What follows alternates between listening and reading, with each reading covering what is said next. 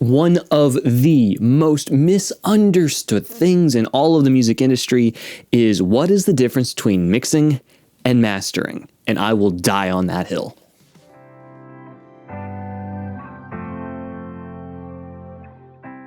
Chogmaso Shifo at DShack. I'm a record producer and engineer in Tennessee. And if you are a new artist or new to the music industry, then welcome in. Please take a seat, join the conversation. My goal here is to help provide some information that I wish that I'd known when I'd started.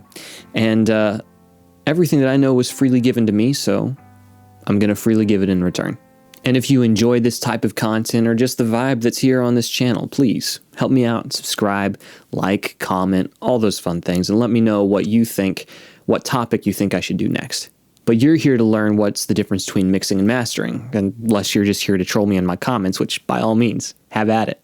But I really do think, and I will die on that hill, that the difference between mixing and mastering is really, really misunderstood.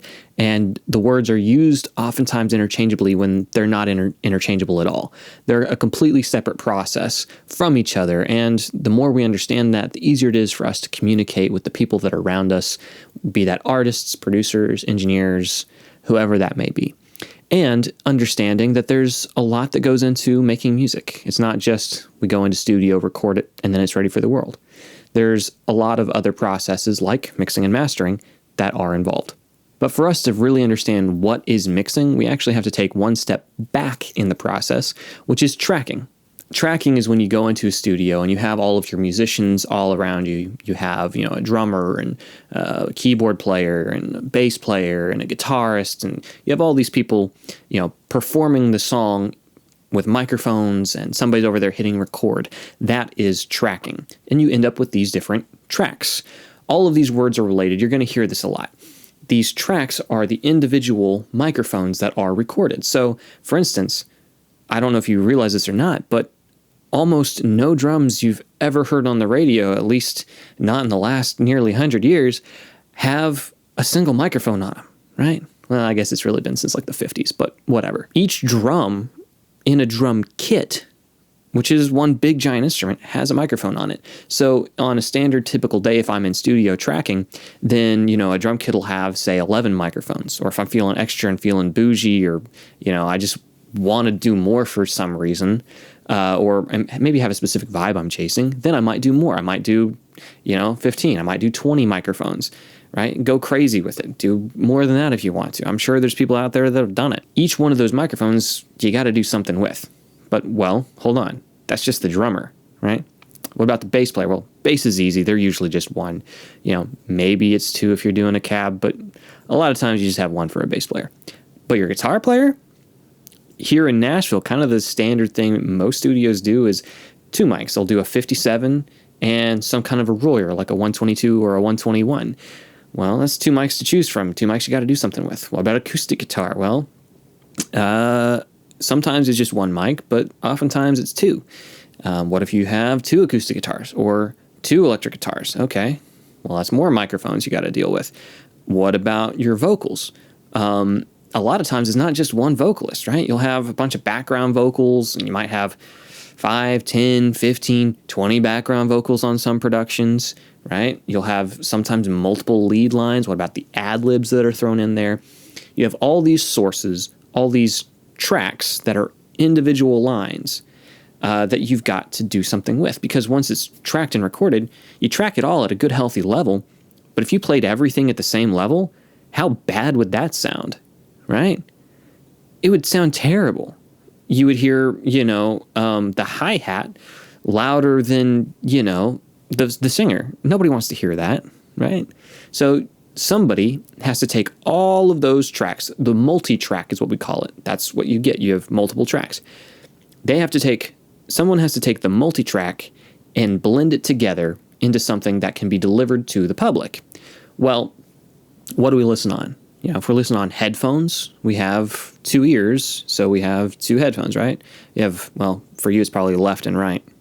Left and right. I don't know. You have a left and a right headphone, right? If you were listening in a car, you're going to have the left side and the right side. You know, if you're listening on speakers, you're going to have a left side and a right side, unless you're getting into immersive stuff. But even there, the process is the same. You still have a limited number of speakers, or a limited number of, you know, whatever you're using. Well, yeah, speakers. I've never seen headphones that have multiple, more than 2 headphones. But, you know, you only have a limited number of speakers. For stereo, which is what we're going to talk about today, is you're going to have 2. You're going to have a left and a right. And so somebody has to decide where each of those goes. So a mix engineer mixes all of the multi-tracks together to fit into a left speaker and a right speaker. That's the job. They mix it. Or sometimes we mix down into stereo. And they decide who gets prominence in the mix. What genre are we working with? What feel are we going for? Does it need to sound like you're in a cave? Well, guess what? The mix engineer is going to be the one to send just the vocal into a reverb that makes it sound like you're in the Grand Canyon, maybe. But the snare is going to sound like it's right there next to you, like 2 feet away, right? That's what a mix engineer does. They make those creative decisions of blending the song together to be presentable and make it sound cool. And maybe they need to make the song sound like it stands up, or maybe it goes forward, or maybe it gets shoved back. And, you know, who you choose to mix will really affect the record, because if you're doing an Americana thing, but you have an EDM mixer mixing your Americana thing, well, they might not understand the genre all the way. I mean, maybe they will. They could be good and have that kind of capability, but maybe they're going to be influenced. But maybe you're an Americana artist, but you love EDM and you want your Americana piece to sound like EDM. I mean, I guess you can go that route. But all that's kind of an aside. Somebody has to take the multi-tracks and pare it down and mix it down into 2, a left and a right. Well, that's mixing. But what is mastering? They're often confused. They're often misunderstood as being the same thing, but they're not. However, sometimes they are done by the same person.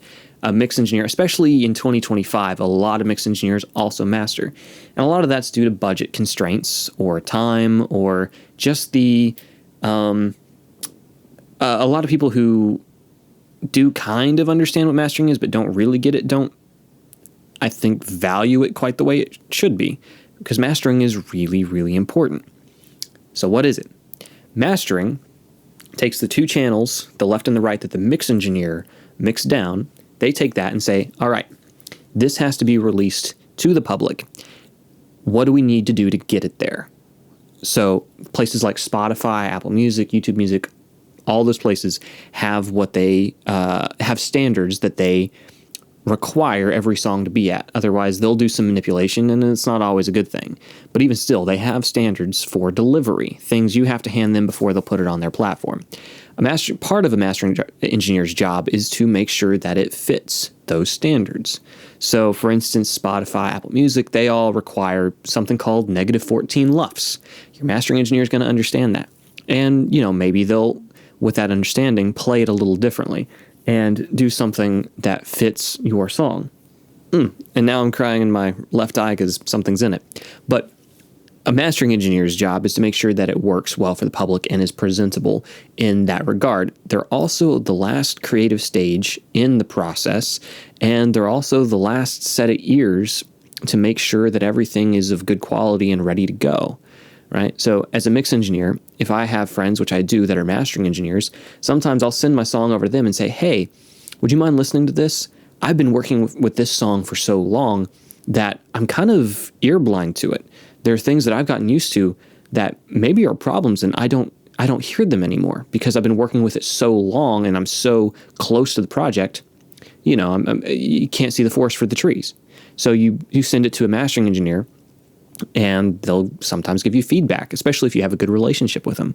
But even if not, even if there's no chance left for feedback, they are going to manipulate the song in bringing it to level. They're also going to look at EQ. Like, for instance, I might mix with too much bass. My room might have kind of a response to where it feels like I don't have enough just low end in my mix. And so I crank it on my end, and then I send it to the mastering engineer, and they're like, whoa, that's a lot of bass. We need to bring that back before it goes to the public. Otherwise, everybody else we're going to blow their speakers. So a mastering engineer is going to see that, and they're going to start dipping that low end, and they're going to make it work well with other songs in your genre that you're playing, that you're going to be played next to if somebody's streaming your music. That's part of a mastering engineer's job, to make sure that it fits well for the public.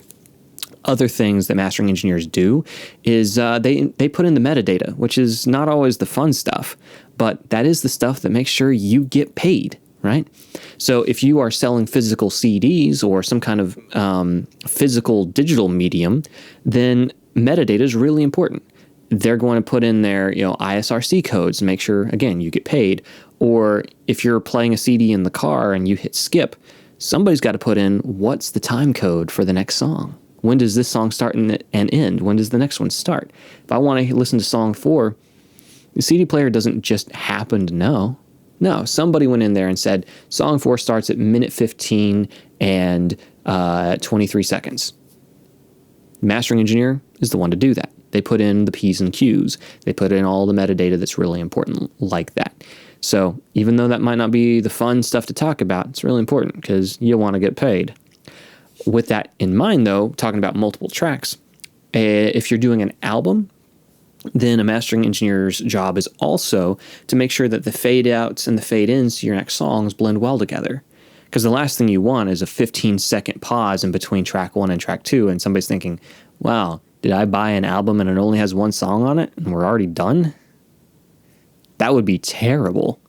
So a mastering engineer, they compile a project together into an album and make sure that things fit and transition smoothly.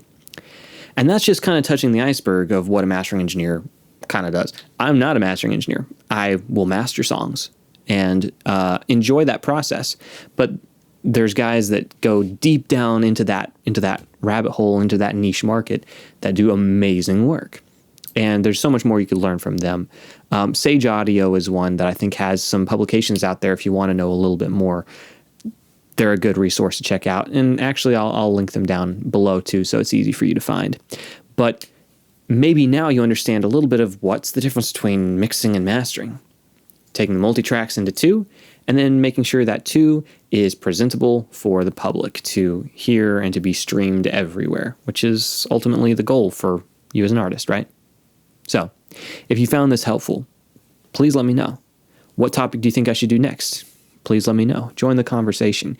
And if you want to know more things about how you can improve your musical career, you can subscribe, as well as I have a podcast that I've been on with for the last 3 years called Successfully Unsigned. And the whole goal is to provide education for artists who are rookies in the music industry. You can find a lot of really great content there, along with a lot of really cool interviews with different artists in the Nashville area. So until next time, it's been DShack. Yakuki.